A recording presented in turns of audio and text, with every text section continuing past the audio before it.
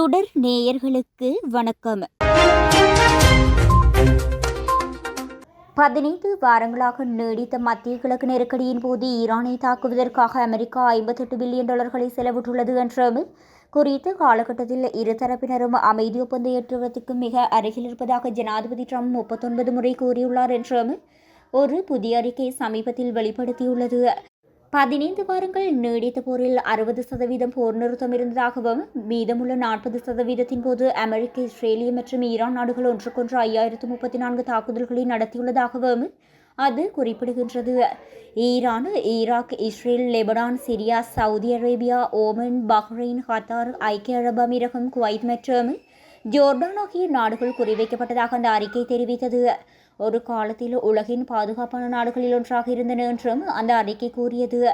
12ஆம் தேதியன்று மற்றும் அமெரிக்கா 32 தளங்களில் 32 தாக்குதல்களை நடத்தியதாகவும், அதற்கு பதிலடியாக ஈரான் 11 தளங்களில் 12 தாக்குதல்களை நடத்தியதாகவும் அந்த அறிக்கை தெரிவித்தது. ஈரானில் உள்ள அணுசக்தி மூலப்பொருட்களையே அமெரிக்கா பெற்று அவற்றை அளிக்க உள்ளதாக அமெரிக்க ஜனாதிபதி டொனால்ட் ட்ரம்ப் தெரிவித்துள்ளார். இதுகுறித்து அவர் மேலும் தெரிவிக்கையில், சூழல் முற்றிலும் வளமைக்கு திரும்பிய பின்னர் அமெரிக்கா ஈரானுக்குள் சென்று அங்கிருக்கும் அணுசக்தி மூலப்பொருட்களை பெற்றுக்கொள்ளும் என குறிப்பிட்டுள்ளார். எதிர்காலத்தில் ஈரானுடன் ஒட்டுமொத்த மத்திய கிழக்கு நாடுகளுடனும் இணைந்து பணியாற்றுவதை நாங்கள் எதிர்நோக்கியுள்ளோம் எனவும் அவர் தெரிவித்துள்ளார்.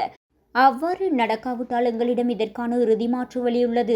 ஆனால் அதனை மீண்டும் ஒருமுறை பயன்படுத்த வேண்டிய தேவை ஏற்படாது என நம்புகிறேன் என்றும் ட்ரம்ப் எச்சரிக்கும் தொனியில் தெரிவித்துள்ளார்.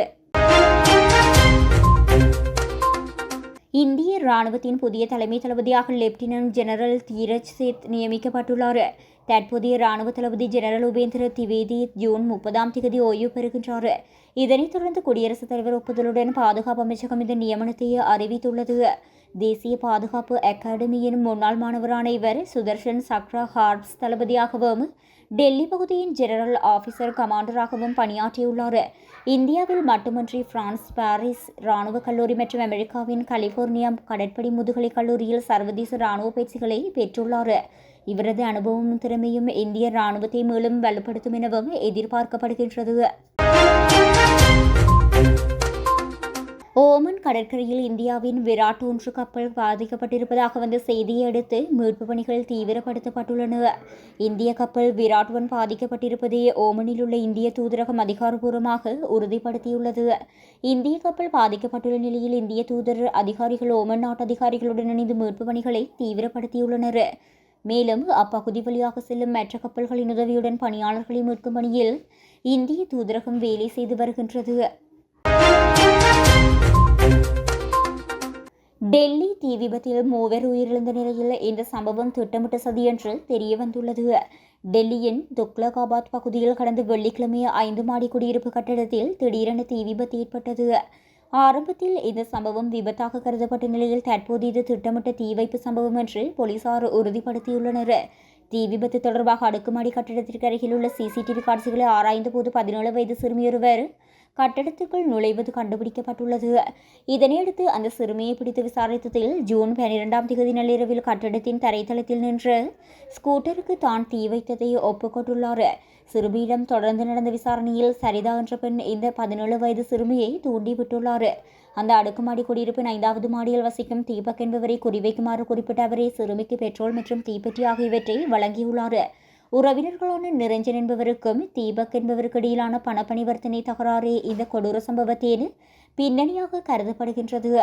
சமீபத்தில் தான் நிரஞ்சன் என்பவர் வேறொரு வழக்கில் சிறையிலிருந்து வெளியே வந்ததும் குறிப்பிடத்தக்கது. சிறுமியின் வாக்குமூலத்தை தொடர்ந்து 33 வயதுடைய நிரஞ்சன், 27 வயதுடைய ராஜ்குமார், 27 வயதுடைய சரிதா மற்றும் 17 வயது சிறுமி ஆகிய 4 பேரும் போலீசாரால் கைது செய்யப்பட்டுள்ளனர். ரஷ்யாவை குறிவைத்து உக்ரைன் ட்ரோன் தாக்குதல் நடத்தியிருப்பதாக தகவல் தெரிவிக்கப்பட்டுள்ளது. இதனையடுத்து மாஸ்கோவிற்கு தென்கிழக்கு பிராந்தியமான தம்போவ் பகுதியிலும் வான் தாக்குதலுக்கான சைரன்கள் ஒலிக்கப்பட்டன. சமீபத்திய காலங்களில் ரஷ்ய நிலப்பரப்பிற்குள் உக்ரைனின் ஆளில்லா வான்வழி விமானங்கள் நுழைந்து தாக்குதல் நடத்துவது தொடர்ந்து அதிகரித்து வருகின்றது. இந்த தாக்குதலில் குறிப்பாக ரஷ்யாவின் எண்ணெய் சுத்திகரிப்பு நிலையங்கள் மற்றும் முக்கிய உட்கட்டமைப்பு வசதிகள் குறிவைக்கப்பட்டு வருகின்றது. ஹார்முஸ் நீரிணையில் அமெரிக்காவின் உத்தரவுகளை அனைத்து வணிக கப்பல்களும் உடனடியாக பின்பற்ற வேண்டும் என்று அமெரிக்க வெளிவிவகார செயலாளர் மார்கோ ரூபியோ இந்தியாவின் வெளிவிவகார அமைச்சர் ஜெய்சங்கரிடம் கூறியுள்ளார். அமெரிக்காவின் முற்றுகை நடவடிக்கைகளை மீறுவதையும் ஈரானிய எண்ணெயை சட்டவிரோதமாக கொண்டு செல்வதையும் சகித்துக் கொள்ள முடியாது என்றும் ஜெய்சங்கரிடம் ரூபியோ திட்டவட்டமாக கூறியுள்ளார். அப்போது ஓமன் வளைகுடாவில் வணிக கப்பல் ஒன்றின் மீது நடத்தப்பட்ட அமெரிக்க ராணுவ தாக்குதலில் 3 இந்திய மாலுமிகள் கொல்லப்பட்ட விவகாரத்தை அவர் எழுப்பினார். ஓமன் அருகே இந்திய குழுவினரை கொண்ட 3 கப்பல்கள் அமெரிக்க தாக்குதலுக்கு இலக்காகின. அதனைத் தொடர்ந்து இந்தியா அமெரிக்காவிடம் கடுமையான கண்டனத்தை பதிவு செய்தது. மேற்காசியாவில் வணிக கப்பல்கள் மீது அமெரிக்க படைகள் நடத்திய தாக்குதல்களுக்கு எதிர்ப்பு தெரிவிப்பதற்காக புதுடெல்லியில் உள்ள மிக மூத்த அமெரிக்க தூதரை இந்தியா இந்த வாரத்தில் 2வது முறையாக வரவழைத்து கண்டனத்தை பதிவு செய்தது. ஈரான் அமெரிக்க போர் விரைவில் முடிவுக்கு வரும் என்ற எதிர்பார்ப்பு அதிகரித்துள்ளது. ஈரான் மீது அமெரிக்க போர் தொடுக்க மைய காரணமாக விளங்கியது அந்த நாடு அணு ஆயுதம் தயாரிக்க முயற்சி செய்தது என்பது ட்ரம்பின் குற்றச்சாட்டாக இருந்து வருகின்றது. தற்போது தனது பார்வையை வடகொரியா பக்கம் அமெரிக்கா திருப்பியுள்ளது. கடந்த வெள்ளிக்கிழமை ஜப்பான் தலைநகர் டோக்கியோவில் தென்கொரியா, ஜப்பான் மற்றும் அமெரிக்கா ஆகிய நாடுகளின் முத்தரப்பு சந்திப்பு நடைபெற்றது. இதற்கு பதிலளிக்கும் வகையில் வடகொரியா கூறியிருப்பதாவது: வடகொரியாவுக்கு எதிராக அமெரிக்கா மற்றும் அதன் கூட்டாளிகள் முன்வைக்கும் அர்த்தமற்ற பேச்சுக்களால் அணு ஆயுத நாடாக உள்ள வடகொரியாவின் நிலையை ஒருபோதும் மாற்ற முடியாது. அமெரிக்கா, ஜப்பான் மற்றும் தென்கொரியா எவ்வளவு முயன்றாலும் அணு ஆயுத நாடாக உள்ள வடகொரியாவின் தற்போதைய நிலையை மாற்ற முடியாது என்று தெரிவிக்கப்பட்டுள்ளது. கடந்த பிப்ரவரி மாத இறுதியில் ஈரான் மீது அமெரிக்கா, இஸ்ரேல் இணைந்து கூட்டு தாக்குதல் நடத்தின. இதனால் மேற்காசியாவில் போர் மூண்டது. இதனையடுத்து போர் நிறுத்தம் அறிவிக்கப்பட்டு இந்த சூழலில் அமெரிக்கா மற்றும் ஈரானுடைய அமைதி ஒப்பந்தம் கையெழுத்தாக உள்ளது. இந்நிலையில் அமெரிக்கா தொடுத்த போரை முடிவுக்கு கொண்டுவரும் அமைதி ஒப்பந்தத்தை இறுதி செய்ய கத்தார் தூதுக்குழு ஈரான் பயணம் மேற்கொண்டுள்ளது. அமெரிக்காவுக்கும் ஈரானுக்கும் இடையிலான வரலாற்று சிறப்புமிக்க அமைதி ஒப்பந்தம் கையெழுத்தாக உள்ளதாக அமெரிக்க ஜனாதிபதி டொனால்ட் ட்ரம்ப் அறிவித்துள்ளார்.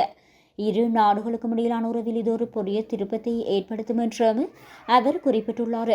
அமைதி ஒப்பந்தம் மேற்கொள்வதற்கான சாத்தியம் இருப்பதாக ஈரான் கூறியுள்ளது.